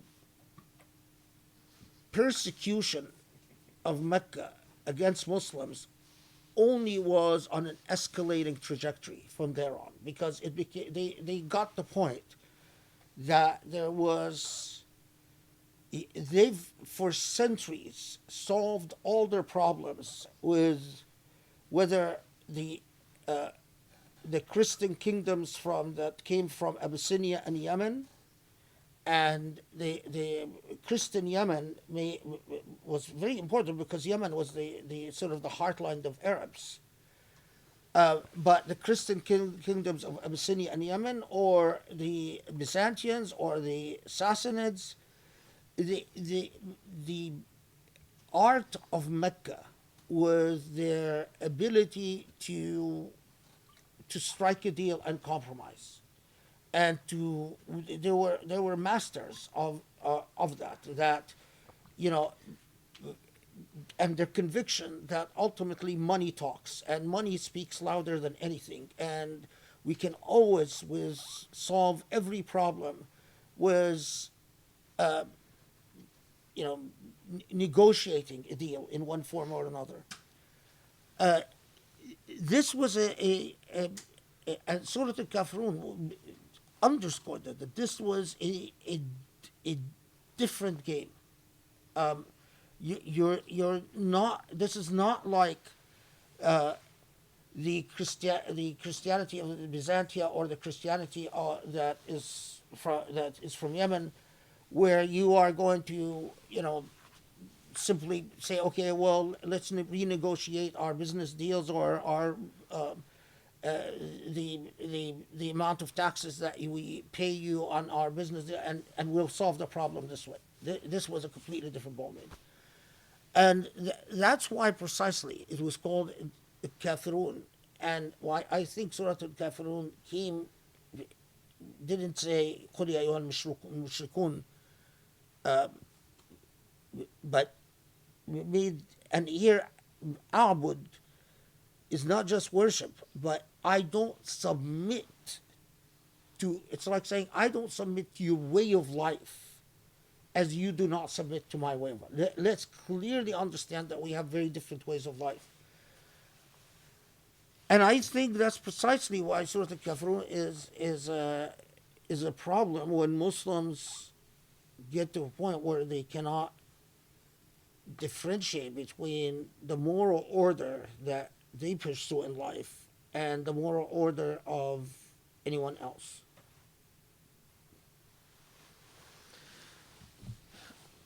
Do you want to discuss your journey with these two surahs?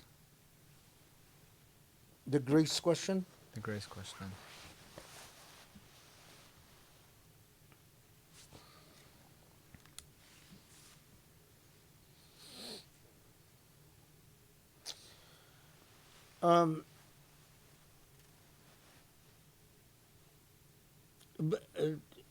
These both Surah Al Masad and Al Kafirun were among the earliest surah I took on, and it's fair to say, like قُلْ هُوَ اللَّهُ أَحَدٌ and Al-Fatiha, I cut my teeth on these surah, meaning that early on in the journey where I didn't start this process intending to do anything different. I mean, I started this process from a personal, long time relationship from the Quran after my after the brain tumor. I had forgotten so much of the Quran, and part of this process, actually, it started by me trying to rememorize what was erased from my memory after the tumor. And as you're rememorizing, you're reconnecting to, and so, but so for Surah Al Masad, for instance, which was among the first, I've always wondered. There are many characters in Islamic. My studying of the Seerah didn't persuade me it just never sat well with me. Everything that I've read or studied about Abu Lahab and his wife, because there were many other characters in the life of the Prophet ﷺ that were far meaner to him and far more abusive and far more hostile. And once you learn, for instance, in the tradition that what often you hear in modern Islam, that Abu Lahab and his wife were abused the Prophet as an orphan, as a child, and you actually find that that's not supported. So the questions persist as to why Abu Lahab, why was Abu Lahab named, and why his wife, and you know, so as you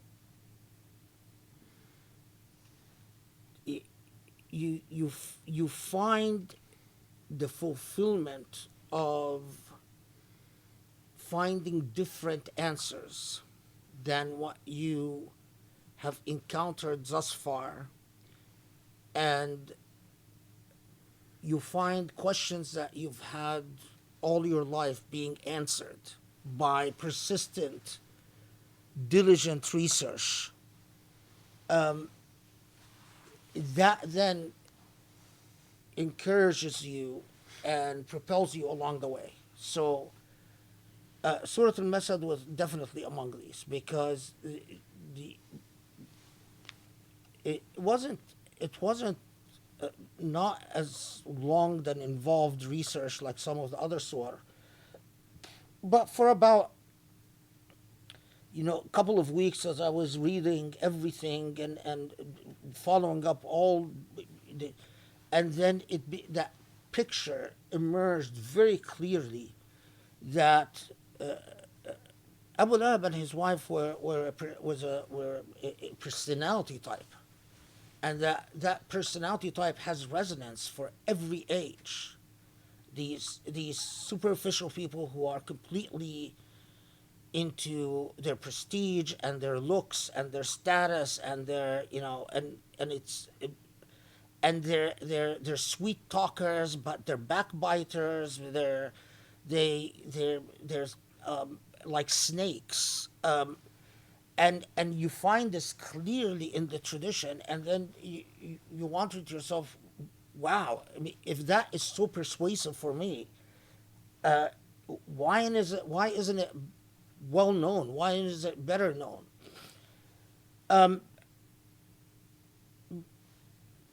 Kafirun, was always taught that it was all about that you have your God and I have my God. But again, there are a lot of questions that didn't. So what? What would make it equal? I mean, we already know that from Qul Huwa Allahu Ahad, Surah Al Ikhlas. So much of the Quran emphasizes that you can't associate partners with God, and so what was it about Surah Al Kafirun that so scandalized the early Meccans and convinced them that there is no talking sense to these Muslims? What is it that made them, shortly after Surah Al Kafirun, decide we're going to have to inflict massive pain on these people? We're going to have to hurt them. We're going to have to terrorize them. And it progressed from there till we got to the entire isolation of the Muslim community and the starving them to death, and all these stories. And again, when you start reading that, and it's in the case of Kafirun that there are that Muslim scholars that said precisely what we've talked about, that this was not just, it was a declaration that your way of dealing with moral issues, issues of akhlaq, as is the methodology itself is repugnant, because you think you can just strike a deal with, but when it comes to philosophy of what's right and wrong, you're not free to strike a deal. Then it just your relationship to the surah completely changes, and that's what I felt, is that once I became satisfied and became completely convinced that that's what the surah is saying. Every time I would recite Surah Al Kafirun, I would feel the tinge of satisfaction, tinge of reaffirmation that I would read about, where, in descriptions of Ibn Arabi, for instance, where he would talk about how reciting a kafirun for a night for 130 times, it gave him X, Y, Z feelings. They were all alien until understanding what kafirun was actually saying. So they were definitely, both surah were the incrementally soar along the way, that more and more, and especially as I was praying on these surah, more and more convinced me that what I was doing was worthwhile and made what I was doing exciting, and something that I was excited to come back to again and again and again, because you can imagine if the first results were disappointing, if I spent all this time and at the end of it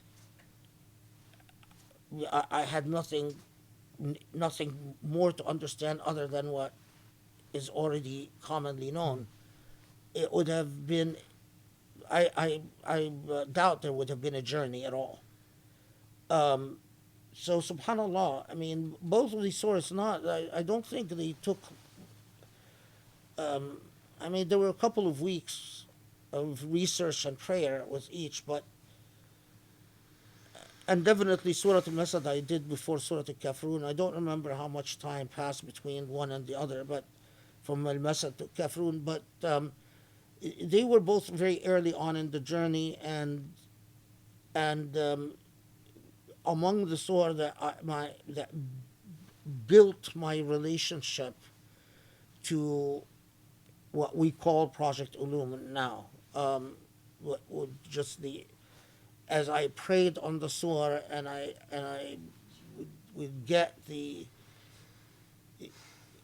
type of feelings and understandings that I would get, they gave me a great deal of confidence and a great deal of assuredness and a great deal of affirmation. So yeah.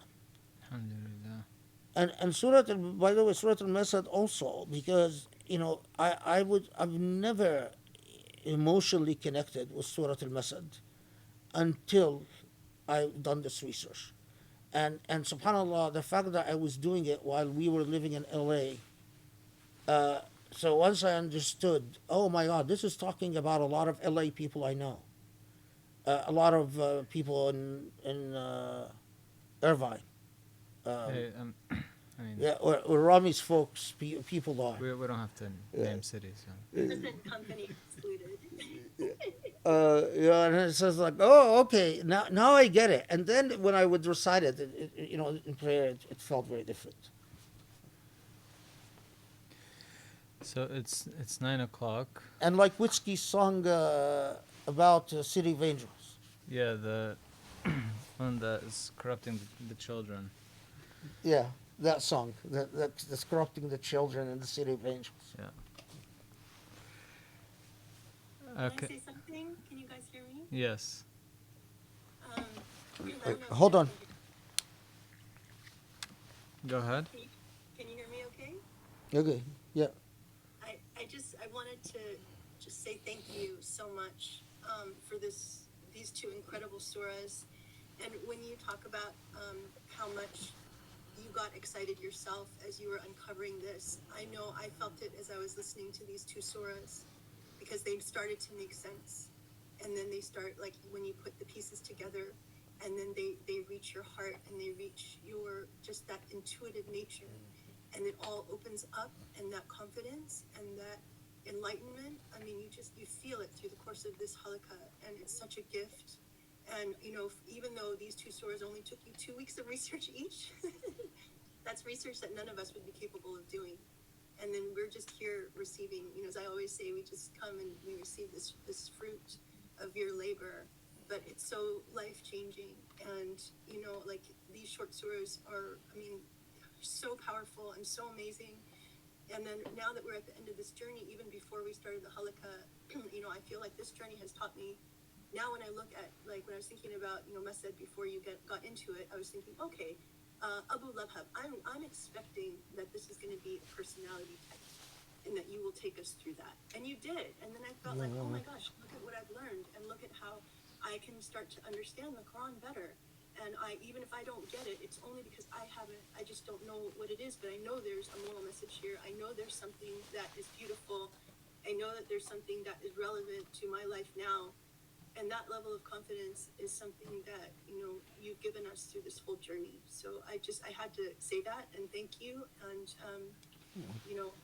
yeah, it's been so amazing. So thank you. You just, like, every we get to that point where it just all comes together, and you go, oh yes, here we are, I got it. And I'm sure that is just a small bit of what you experienced, like those first nights when you did it too. So thank you so much. I'm so grateful. Alhamdulillah. When are you coming back? This is the question I get, like, every single time I, like, try to call, and my same question, my same answer. Soon, inshallah. Soon. When she Inshallah. calls me, I refuse to talk to her unless she answers the question first when she's coming back. I still refuse to talk to her until she answers the question. I know. I don't know. I think only God knows. I'm trying to come back soon, but I have things I have to do here. I know that there's a reason why God wanted me to be here in California. The dogs have gone on strike. All of them are striking. I'm sure. I know life is hard. Everything is upside down. But like as I said, it's not just the heart. Absence makes the heart grow fonder.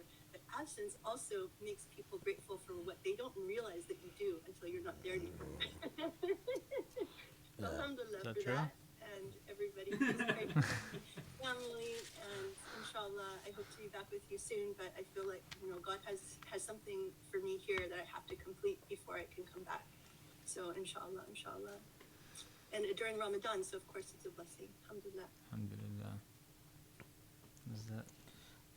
We are approaching the last 10 days of Ramadan, so people, intensify your prayers and your ibadah. You never know if you will see another Ramadan in your life. Joe, the last 10 nights are particularly significant. Okay, thank you. It's just about to ask. Yeah. العشر الأواخر ده السنة Yeah. والعشر الأواخر. Can you show me that? I don't know if you saw this, but Nava asked a question on the chat here. Yeah, there's one more question, but it's also 9:05. Oh, okay. Do you want to answer the question or do it next week? It's up to you.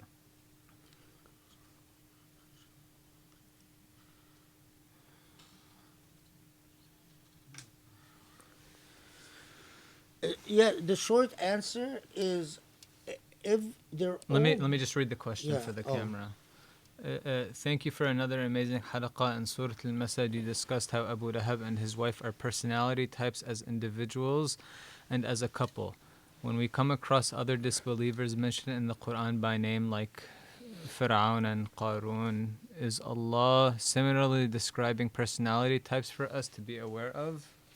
Yeah, that's a very good question, and the answer is absolutely.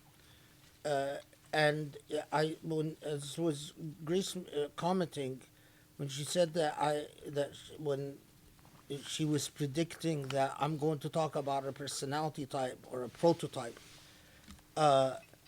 That's precisely why that in the tafsir, every time we've encountered these personalities, and the in all the narratives about prophets encountering a personality, they're prototypes, they're amthal. They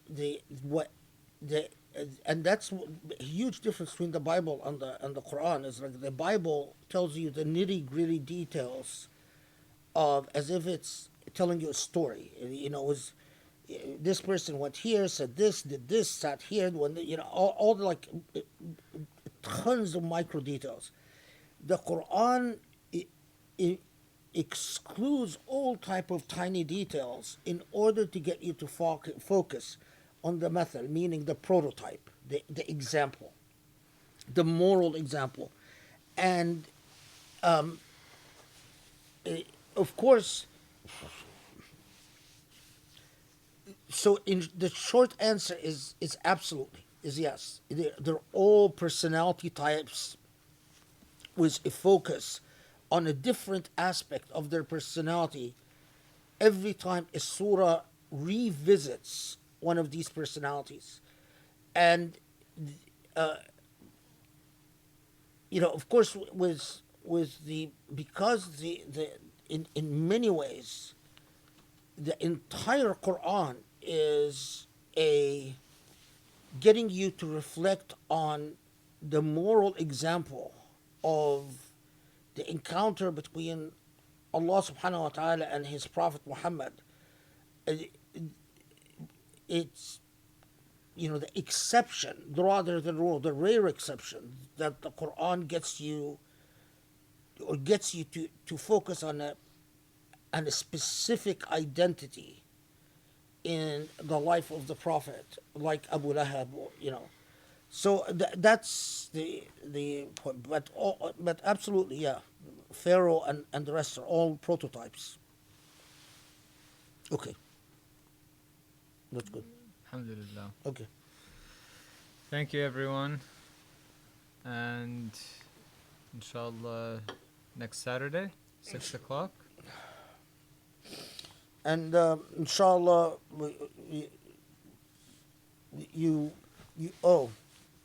inshallah, you will or you won't be treated to another great introduction by Rami. Allah alam, we'll see. We'll see. Yeah, I didn't want to come back, but there were so many requests that I give another intro, so I felt I owed it to the people. All of you guys were demanding Rami. Yeah. Rami is our new Abu Lahab, father of hotness and coolness. Thank you. I mean, I didn't want to say it myself, but Father of hotness. So yeah, Taraweeh will be live streamed. I don't think we're gonna probably make it in 9:30, but maybe 9:45 inshallah. 9:45, inshallah. And join us for Taraweeh the rest of the week, which will also be live streamed. Inshallah. Yeah. Assalamu alaikum. See you in a little Alaikum. bit, inshallah.